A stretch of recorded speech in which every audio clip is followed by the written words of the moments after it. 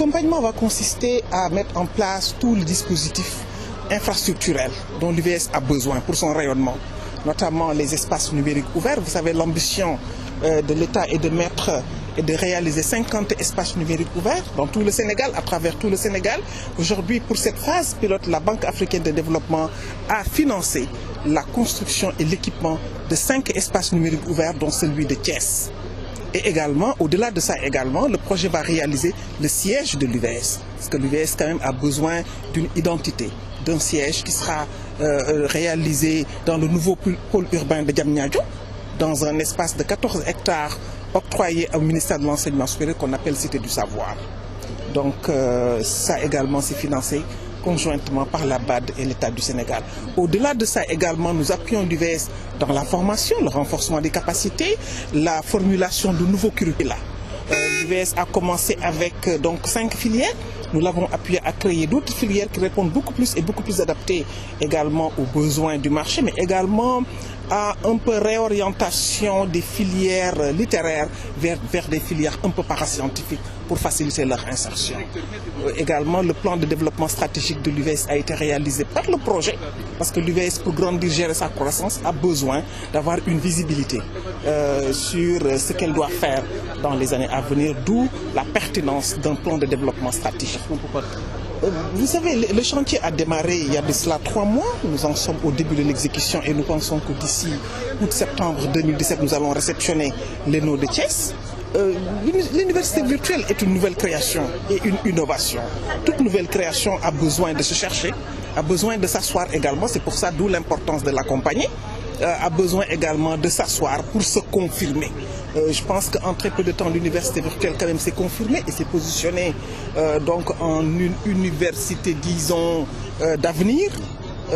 Et aujourd'hui, nous avons nos pairs africains qui viennent toujours au Sénégal s'inspirer de l'expérience sénégalaise, de l'enseignement à distance qui, au-delà même, n'est pas un enseignement à distance impersonnel, je dirais. Parce qu'à côté de cet enseignement à distance, on a créé un pôle de socialisation, c'est-à-dire les espaces numériques ouverts, qui est un modèle sénégalo-sénégalais, aujourd'hui qui sont répliqués par d'autres pays. Donc juste pour dire que l'université virtuelle quand même est porteuse d'espoir, d'autant plus que si elle est accompagnée, en tout cas appuyée, comme l'engagement qui a été pris dans cette salle par le conseil départemental, par la ville, le maire de la ville de Thiès, par les autorités administratives également, les populations, les délégués de quartier qui ont dû céder leur terrain. Je pense qu'autant de facteurs positifs qui peuvent porter espoir vraiment à l'impulsion et à l'avancée fulgurante de l'université virtuelle du Sénégal. Le ministre de l'enseignement supérieur fonk lool université virtuelle ndax nee na moom avenir la pour moom. C'est l'avenir de l'enseignement. Et comme ni ma ko waxee ci biir salle bi, Sénégal amagul nombre de bacheliers bi nga xam ne moo koy permettre vraiment mu propulser développement. Bacheliers yi dañuy yokk d'année en année mais dañu bëgg mu gën a yokk te tant que mi ngi yokk yaa ngi soxla toujours di tabax ay université.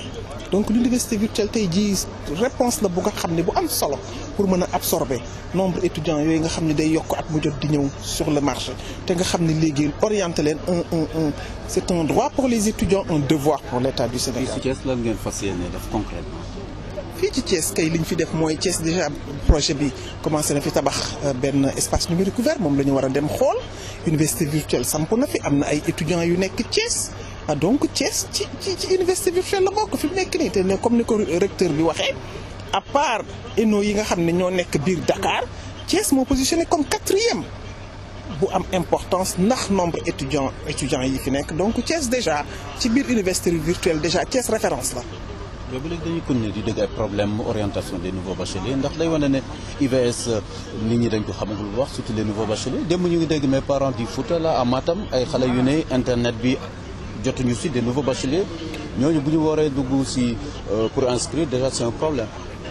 loolu affaire inscription bi moom beneen affaire la ci plateforme la bu ñu amee bac dafa am plateforme bu ñuy dugg dafa am benn plateforme bu nga xam ne ci la ñuy inscrire moom la ñu tuddee Campusen kooku moom c'est une autre question ci nañ leen di orienter également maintenant bu ñu leen orienter ba pare au niveau de l'UVS bien sûr l'UVS fonctionne ci kaw technologie xarala yu bees yi ak internet lay kii loolu je pense que recteur bi wax na ko Sénégal def na ay jéego yu mag ci continuité de l'électricité gis nga président inauguré na fi ay centrales yu nga xam ne centrale solaire la donc énergie alternative mi ngi am yoo xam ne mën nañu gëm ni d'ici 1 an 2 ans ay problème ñàkk internet ak ay coupé ak yooyu sax mën na bañ a nekkati lu nga xam ne dañu koy dund Sénégal ndax effort yi ñuy def pour yokk quand même la capacité